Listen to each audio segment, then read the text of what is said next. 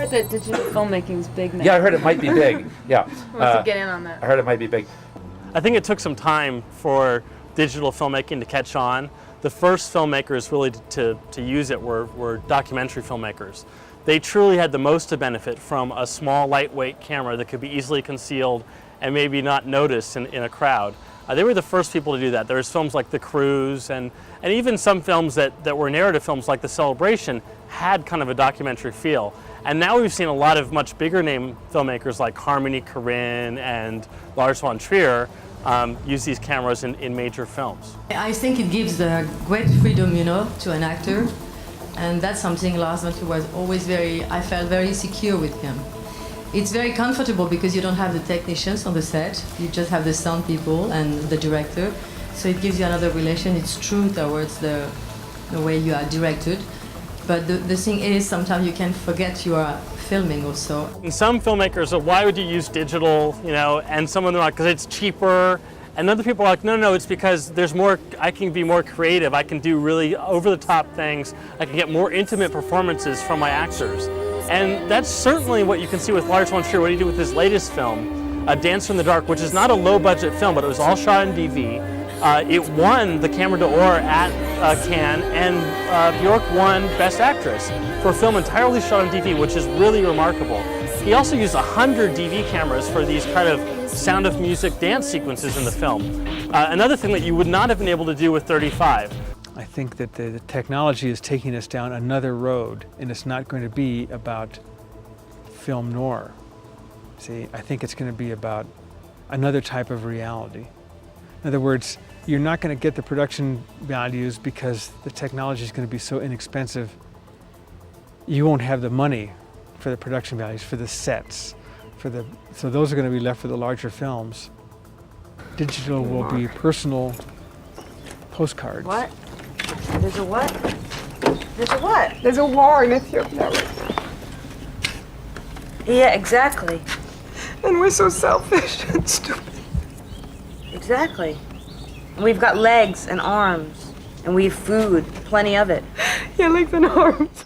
I couldn't have shot this film in 16, 24 hours non-stop. Non-stop. I mean, all we stopped was battery recharging and me saying, you know, stop the camera right now, I've got to talk to you, you know, like that kind of thing, but that's about it. Digital is a medium like any other. You have to use it for certain things. I think if you accept it and embrace the look and embrace its limitation, it's wonderful.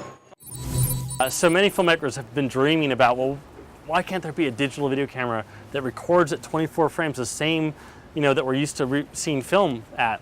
Well, George Lucas also had this dream, and he approached Sony and said, you know, I really want this camera. I want to shoot Star Wars on this camera.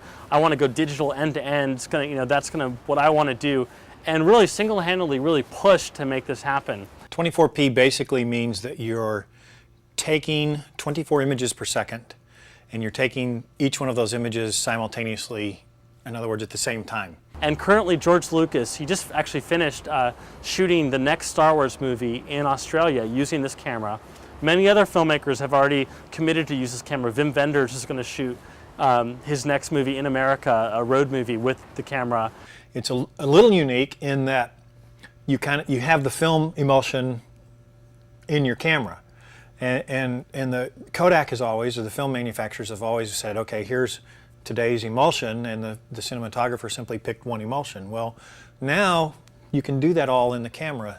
You can shoot something and immediately access it and fix it and change it, amplify it, highlight it. Digital is different than film. I don't think the technology, in terms of the kind of things that we've been trying to do visually with our movies, is there yet with digital filmmaking, with digital cameras. But, you know, this movie was finished entirely digitally. The entire cut negative of the movie was input into a computer. So in that respect, it's a interesting technical artifact. And that's different than you've ever worked before? It's different from anyone's ever worked before. And what benefits was that? What did that give you? It allowed us to manipulate the color in the movie in a way which wouldn't be possible in a laboratory. So we're in the bowels of Brooklyn right now shooting a film tentatively entitled The Mole. about an investigative reporter who goes down into the abandoned tunnels underneath Manhattan to do a story about the homeless people that live down there. You know, I'm still mixed as to, it is great, DV's great, you can do all this stuff, movement, you can do it cheap, you can have 2 cameras and knock it out in 3 weeks instead of 5. But I know post-production, it's gonna end up costing me the same, you know, so it's less risk. You know, producing independent film, it's all about pushing any cost you can to the end of the movie, which DV is great for. I like film better.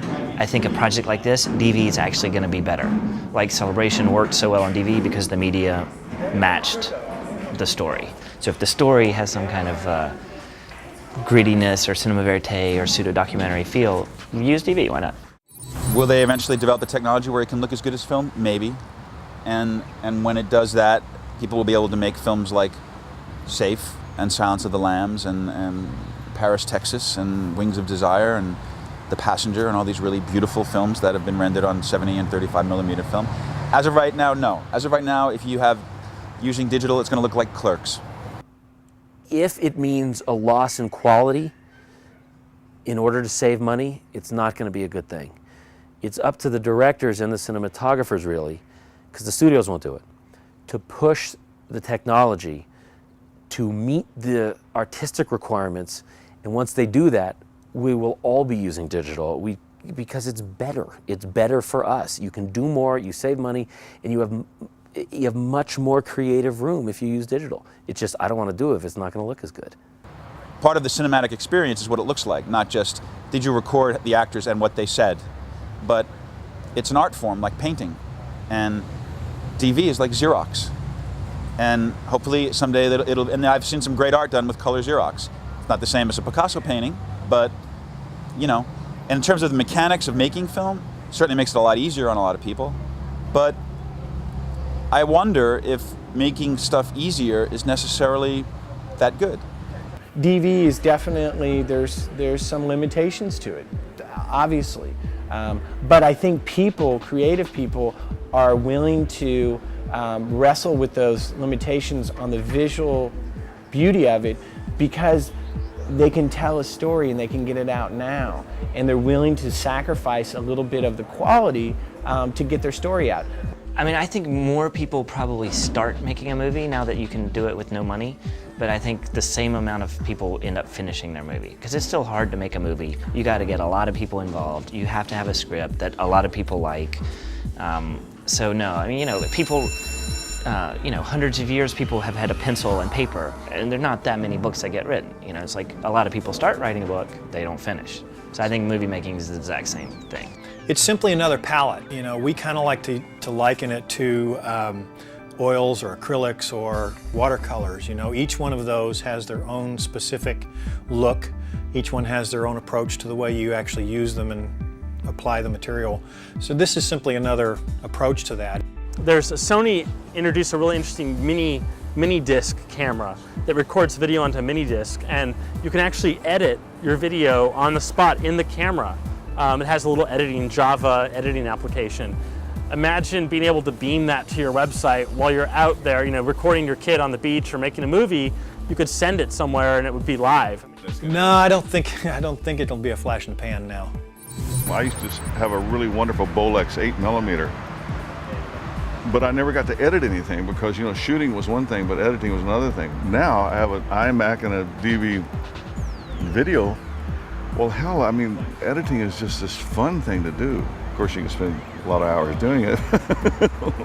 What we know in 10 years, you're still going to need lenses, and you're still going to need something to hang that lens on, whether it's a CCD that's this big or at that point, you know, a CCD that's 1/5 of an inch across. Now, we also know that there are laws of physics, and we're right on the edge of the laws of physics right now. The kid came up to me, he was 18 years old, he'd used Final Cut Pro, he'd used the Mac, he'd used the Canon, and he had made the feature movie he had here. He was 18, and he said, you know, I'm such a fan of yours, blah, blah, blah. And he said, you know, I got this movie here. He said, do you think, you know, like millions of people like me are going to be doing this in the next few years? You think that's a good thing or a bad thing? And I said, anything that puts kind of, you know, like Mike Ovitz out of business is a good thing, you know? No, film's not dead. Film is still actually a better imaging material. So I think film's around for a while.